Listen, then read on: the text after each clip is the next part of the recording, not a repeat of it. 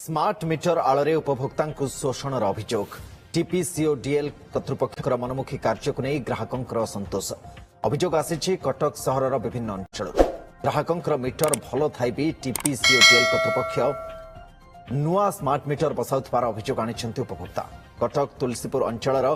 ଜୟକୃଷ୍ଣ ଆଚାର୍ଯ୍ୟ ଅଭିଯୋଗ କରିଛନ୍ତି ଯେ କମ୍ପାନୀ କର୍ତ୍ତୃପକ୍ଷ ନୂଆ ମିଟର ଲଗାଇବାକୁ ବାଧ୍ୟ କରିଥିଲେ ଆଉ ନୂଆ ସ୍ମାର୍ଟ ମିଟର ଲଗାଇବା ପରେ ଆଗ ଅପେକ୍ଷା ବିଲ୍ ଅଧିକ ଆସୁଛି भलिकी एने कंपनी कर्तृपक्ष अभियोग कलापर भी कहीं शुणु नथिबा जयकृष्ण अभियोग करछन्ती तांको भली सीडी अंचलर जने उपभोक्ता भी आनिछन्ती समान अभियोग तेणे एभली अभियोग नै टीपीसीओडीएल कंपनी कर्तृपक्ष प्रतिक्रिया मिली पारनी हठात गोटे ग्रुप पहुंचले तीन जन खंड लोक 4 जन लोक हम कहले जे आपण मीटर बदलिबो म कहले मोर तो मीटर दीटांक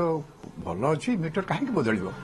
माने अबिका नियम हेछि ମୁଁ କହିଲି ମୋର ଭଲ ଅଛି ମୁଁ ଚାହୁଁନି ଯଦି ଆପଣ ନ ବଦଳାଇବେ ତାହେଲେ ସ୍ମାର୍ଟ ମିଟର ନ ଲଗାଇବେ ତାହେଲେ ଆପଣଙ୍କ ମିଟର କଟିଯିବ ସେ ବାଧ୍ୟ ହେଇକି ଯେହେତୁ ଆମକୁ ଭୟ ଲାଗିଲା ମିଟର ଧରନ୍ତୁ କାଟିଦେବେ ସେମାନେ କାଟିଦେଲେ ପରେ ଆମକୁ ଅସୁବିଧା ହେବ ତେଣୁ ବାଧ୍ୟ ହେଇକି ତା ଦେହରେ ମୁଁ କହିଲି ଯେ ହଁ ବୋଲି ସେ 2 ମାସ ଖଣ୍ଡେ ପାଖାପାଖି 2 ମାସ କି ଆଉ ଟିକେ ଅଧିକା ହେବ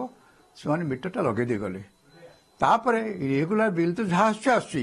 ତା ଛଡ଼ା ମୋ ସେ ଯେଉଁ ମିଟରଟା ଲାଗିଥିଲା ଯେଉଁ ଏରିଆଟା ତାର କଭର ହେଇଥିଲା